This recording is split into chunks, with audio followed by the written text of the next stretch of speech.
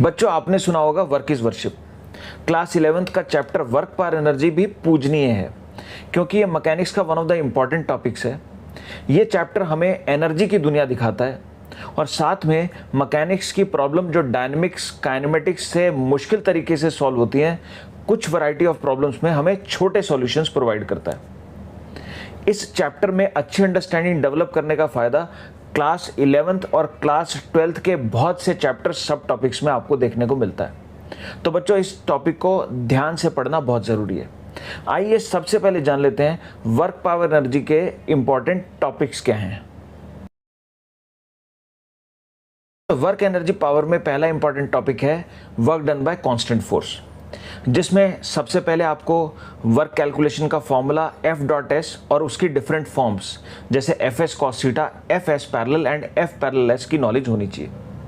हर एक फॉर्म की इनफैक्ट अपनी अपनी सिग्निफिकेंस है। फिर नेक्स्ट आपको positive work, negative work and zero work का फिजिकल सिग्निफिकेंस मालूम होना चाहिए। फर्दर नेक्स्ट आपको ग्रेविटेशनल फोर्स का वर्क कैलकुलेशन आना चाहिए और फिर आपको टेंशन मेथड या वर्चुअल वर्क मेथड, जो कि एक ऐसा मेथड है जो किसी मैकेनिकल सिस्टम में डिफरेंट कंपोनेंट्स की वेलोसिटीज़ के बीच में कांस्टेंट रिलेशन एस्टैब्लिश करता है, ये मालूम होना चाहिए, काफ़ी इंपॉर्टेंट है।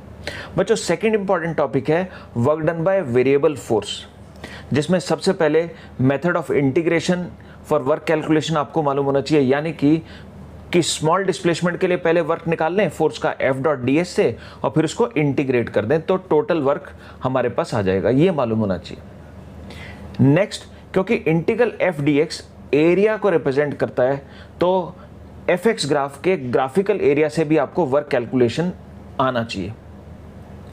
Further next, work done by standard variable force, जिसमें स्प्रिंग फोर्स आ जाता है और सेंट्रल फोर्सेस आ जाते हैं, जैसे कि ग्रेविटेशनल फोर्स। इनकी वर्क कैलकुलेशन आपको बच्चों खास तौर पर आनी चाहिए।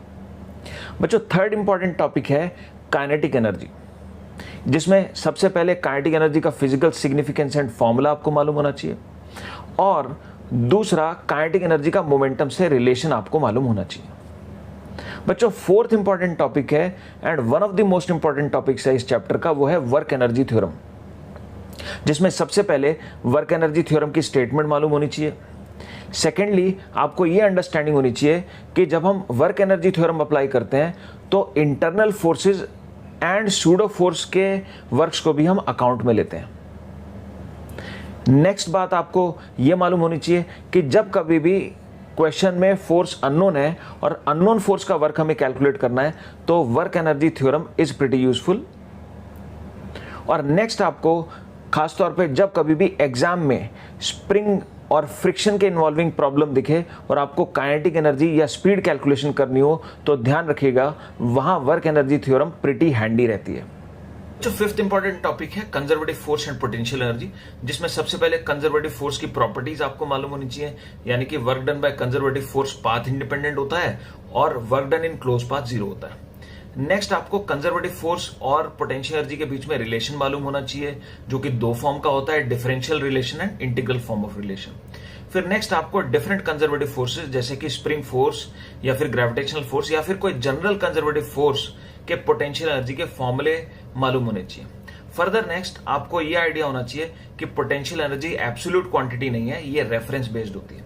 बच्चों, सिक्स्थ इंपॉर्टेंट टॉपिक इस चैप्टर में है आपका कंजर्वेशन ऑफ मैकेनिकल एनर्जी, जिसमें सबसे पहले condition of conservation of mechanical energy आपको मालूम होनी चाहिए और दूसरा इसकी एप्लीकेशंस, खास तौर पे ऐसी प्रॉब्लम्स जिसमें स्प्रिंग फोर्स और ग्रेविटेशनल फोर्स या कंजर्वेटिव फोर्सेस की इन्वॉल्वमेंट है, ऐसी प्रॉब्लम्स की अच्छी प्रैक्टिस आपको इस टॉपिक से होनी चाहिए। बच्चों, सेवंथ इंपॉर्टेंट टॉपिक है मैकेनिकल पावर, या जिसको सिंपली पावर भी बोल सकते हैं, जिसमें सबसे पहले आपको instantaneous power calculation and average power computation आनी चाहिए। सेकेंडली, आपको कांस्टेंट पावर के केस में वेलोसिटी की टाइम डिपेंडेंस, एक्सेलरेशन, डिस्प्लेसमेंट की टाइम डिपेंडेंस या पोजीशन डिपेंडेंस, इस तरह की कैलकुलेशंस का आइडिया होना चाहिए। बच्चों, एट्थ इंपॉर्टेंट टॉपिक है नेचर ऑफ इक्विलिब्रियम, जो कि सबसे पहली चीज तीन टाइप का होता है, स्टेबल, अनस्टेबल एंड न्यूट्रल, तो इनके बीच में डिस्टिंग्विश करना आना चाहिए। दूसरा, अगर कोई गिवन इक्विलिब्रियम सिचुएशन में आपको नेचर आइडेंटिफाई करना हो तो उसकी एक स्ट्रेटजी तरीका होता है, वो आपको मालूम होना चाहिए।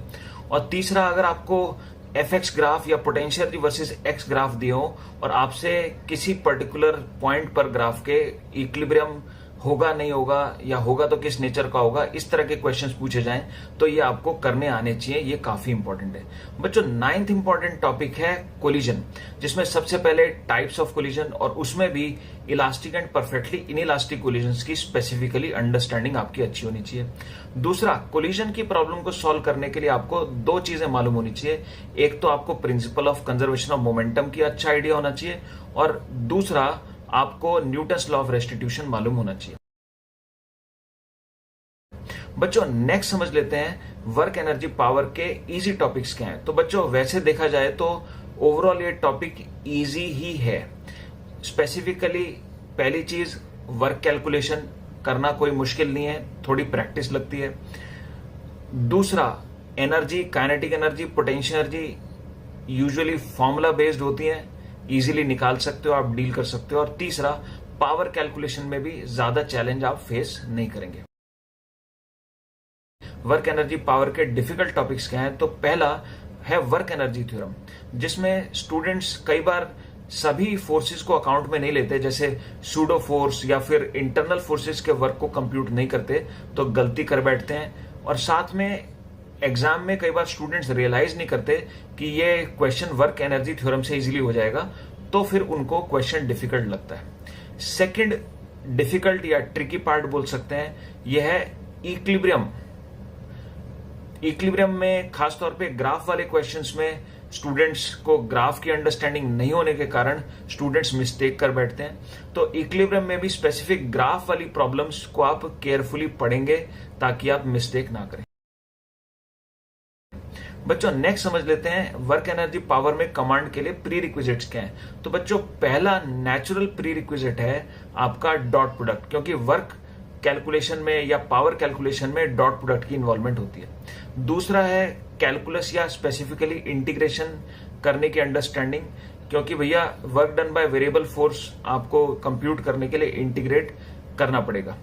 तीसरा है न्यूटन्स लॉज ऑफ मोशन की गुड अंडरस्टैंडिंग, आपको एफबीडी बनाना आना चाहिए और कोई फोर्स यदि अननोन है तो वो निकालना आना चाहिए। हर बार आप एक्सपेक्ट नहीं कर सकते कि फोर्स आपको प्रॉब्लम में दिया होगा, तो आपको एफबीडी से कई बार फोर्स पहले निकालना होगा और फिर फोर्स निकालने के बाद आप फिर सेकेंड स्टेप में, नेक्स्ट स्टेप में उसका वर्क कंप्यूटेशन कर सकते हैं। और फोर्थ इंपॉर्टेंट चीज है काइनेमेटिक्स पे कमांड। बच्चों नीट पर्सपेक्टिव से वर्क पावर एनर्जी कितना इंपॉर्टेंट है ये समझने के लिए इस टॉपिक की 5 सालों की वेटेजेस आप समझ लीजिए। 2023 में इस टॉपिक से 1 प्रॉब्लम वाज आस्क्ड, 22 में भी 1 प्रॉब्लम वाज आस्क्ड, 21 एंड 20 दोनों सालों में 2 problems were asked in both the years, and 2019 में तो 6 problems were asked from this topic. तो ओवरऑल देखें तो इस टॉपिक से 12 problems have been asked which have been of easy to moderate difficulty level। बच्चों वर्क एनर्जी पावर में अच्छा परफॉर्म करने के लिए आइडियल स्ट्रेटजी समझ लेते हैं। फर्स्टली आपको इस टॉपिक में एटलीस्ट 12 आवर्स के गुड क्वालिटी लेक्चर्स नीडेड होंगे। सेकेंडली आपको इस टॉपिक में एटलीस्ट 24 आवर्स की सेल्फ स्टडी करनी चाहिए, जिसको आप 3 पार्ट्स में डिवाइड कर सकते हैं। बच्चों पार्ट 1 में आपको 12 आवर्स इस टॉपिक को डिवोट करने पड़ेंगे, जिसमें आप एटलीस्ट 120 टू 150 गुड लेवल की प्रॉब्लम्स, गुड क्वालिटी प्रॉब्लम्स का असाइनमेंट अटेम्प्ट कर सकते हैं।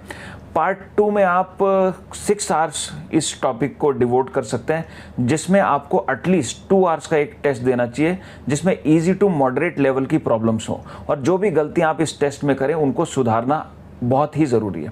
पार्ट 3 या फाइनल लैब में आप अगेन 6 आवर्स इस टॉपिक को डिवोट कीजिए और एटलीस्ट 2 आवर्स का एक टेस्ट अगेन दीजिए जो moderate to tough level problems का होना चाहिए। बच्चों अगर आप ये प्लानिंग फॉलो करते हैं तो वर्क पावर एनर्जी में आप अच्छी कमांड हासिल कर सकते हैं। इस चैप्टर से रिलेटेड कॉन्सेप्ट्स आगे फर्दर चैप्टर्स में आते रहेंगे, यानी कि आपको इस चैप्टर के कॉन्सेप्ट्स की अपॉर्चुनिटी हर चैप्टर में मिलती रहेगी और आपका ये टॉपिक प्रोग्रेसिवली इम्प्रूव होता रहेगा। और अगर इस टॉपिक में फाइनली अल्टीमेटली आप एक्सट्रीमली कॉन्फिडेंट हो जाते हैं तो आपको मैकेनिक्स में इजीली एनर्जी के वर्क के पर्सपेक्टिव फॉर्म होने लगेंगे और मैकेनिक्स आपको आसान लगने लगेगी। बच्चों ये टॉपिक आप मन लगा के पढ़िएगा, क्योंकि ये टॉपिक यानी कि वर्क और एनर्जी के कॉन्सेप्ट्स आपका पीछा नहीं छोड़ेंगे। क्लास 12th में भी अगर आप देखें इलेक्ट्रोमैग्नेटिज्म हो, चाहे इलेक्ट्रोमैग्नेटिक वेव हो, चाहे फिर मॉडर्न फिजिक्स आप पढ़ेंगे, तो हर जगह कॉन्सेप्ट्स आपके ये यूज़ होंगे। तो ध्यान से इस टॉपिक को पढ़िएगा और जैसा मैं बोलता हूँ हमेशा मन लगा के पढ़ते रहिए और आगे बढ़ते रहिए।